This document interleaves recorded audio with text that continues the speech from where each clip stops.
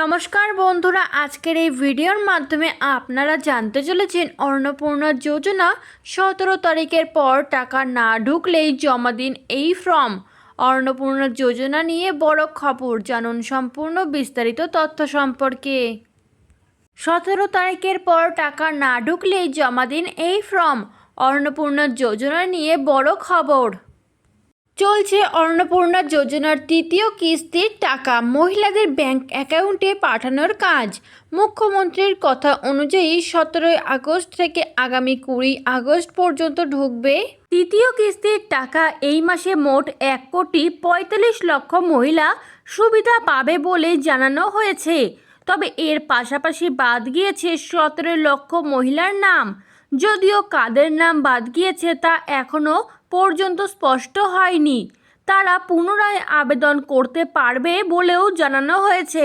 তবে 19 তারিখের মধ্যে যদি অ্যাকাউন্টে টাকা না ঢোকে সেক্ষেত্রে করতে হবে একটি কাজ। টাকা না ঢুকলে পুনরায় ফর্ম ফিল আপ।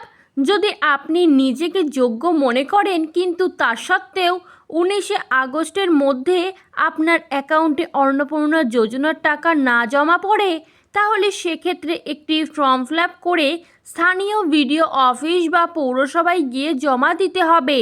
তবে এই ফর্ম 19 আগস্টের পর জমা দিতে হবে বলে জানানো হয়েছে।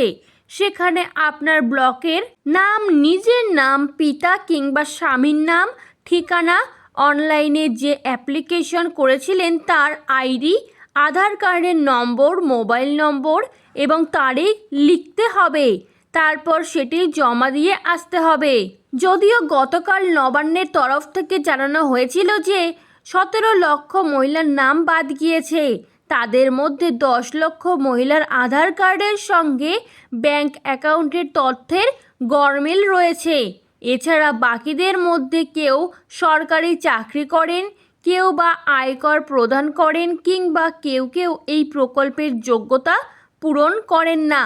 তবে তাও তাদের পুনরায় আবেদন করার সুযোগ দেওয়া হবে বলে জানানো হয়েছে। সেক্ষেত্রে 30 সেপ্টেম্বরের পর তারা আবেদন করতে পারবে। যদিও তখন তারা এই প্রকল্পের যোগ্যতা পূরণ করতে পারে তাহলে সেক্ষেত্রে আবারও নতুন করে ভেরিফিকেশন করে অন্তর্ভুক্ত করা হবে। এছাড়া যারা এখনও পর্যন্ত আবেদন করেননি তারা আগামী 20 আগস্টের পর আবেদন করতে পারবেন। সোশ্যাল রেজিস্ট্রির অফিসিয়াল ওয়েবসাইটটি বর্তমানে কিছু প্রযুক্তিগত ত্রুটির কারণে বন্ধ রাখা হয়েছে। তবে 20 তারিখের পর তা আবার খুলে দেওয়া হবে বলে জানিয়েছেন রাজ্যের মন্ত্রী।